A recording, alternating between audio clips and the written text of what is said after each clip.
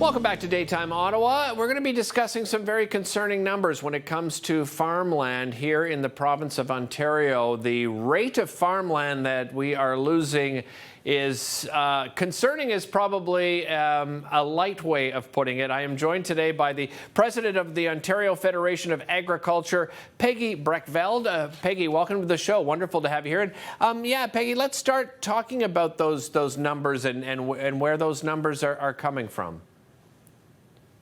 So those numbers are coming from between the current census or the most recent data, 2021 and 2016. What that adds up to is 319 acres a day is being lost, and that looks like 9 family farms a week disappearing from the Ontario landscape. And what are the reasons for this? I'm sure there's a few, but what are some of the main reasons we're seeing such a huge rate at this time?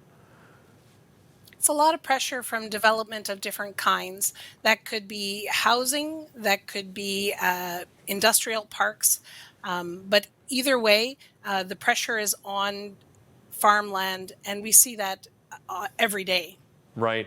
How much of Ontario's land is sort of arable farmland land, percentage-wise, Peggy?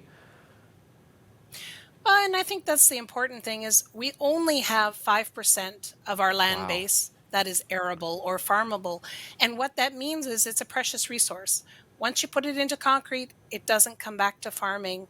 And so the importance of protecting that is so key. A lot of that farmland is located right beside cities. Right. And that's just natural. Cities were established around food, water, and shelter.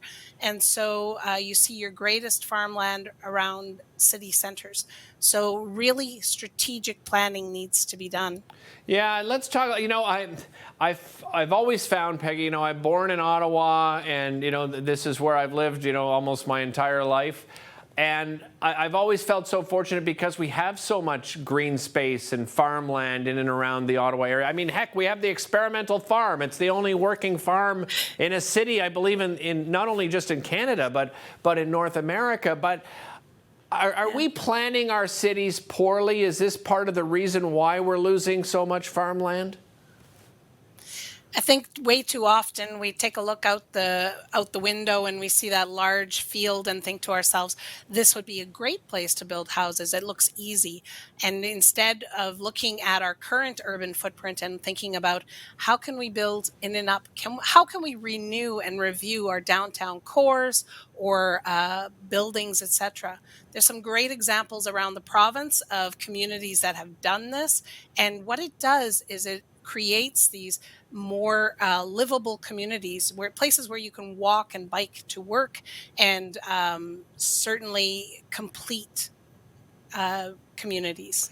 What are some of those examples, Peggy? You mentioned there are some examples around the province. What's one of those examples, for instance?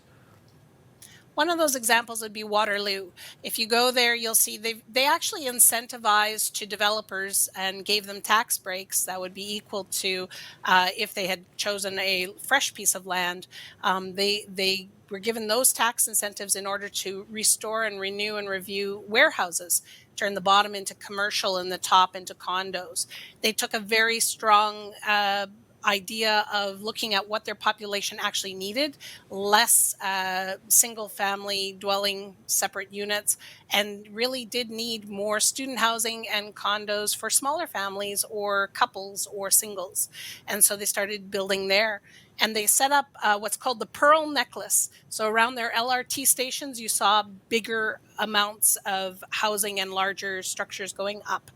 So the last thing they did was they actually have a line, I believe it's called Countryside Line, where the city ends and the country starts. And very strategically, they have a goal of not moving beyond that line until absolutely impossible to avoid.